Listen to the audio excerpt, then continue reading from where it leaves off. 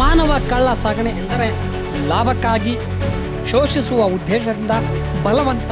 ವಂಚನೆ ಅಥವಾ ಬಲವಂತದ ಮೂಲಕ ಮನುಷ್ಯರನ್ನ ಬಲೆಗೆ ಬೀಳಿಸುವುದು, ಸಾಗಿಸುವುದು, ವರ್ಗಾಯಿಸುವುದು, ಆಶ್ರಯ ನೀಡುವುದು ಅಥವಾ ಖರೀದಿಸುವ ಕಾನೂನು ಬಾಹಿರ ಕೃತ್ಯ ಎಂದು ಚಳ್ಳಕೆರೆ ನ್ಯಾಯಾಧೀಶೆ ಹೇಮಾ HR ಹೇಳಿದರು. ತಾಲೂಕು ಕಾನೂನು ಸೇವಾ ಸಮಿತಿ, ವಕೀಲರ ಸಂಘ, ಶಿಕ್ಷಣ ಇಲಾಖೆ, ಪದವಿ ಶಿಕ್ಷಣ ಇಲಾಖೆ ಹಾಗೂ ಪೊಲೀಸು ಇಲಾಖೆ ಇವರ ಸಂಯುಕ್ತ ಆಶ್ರಯದಲ್ಲಿ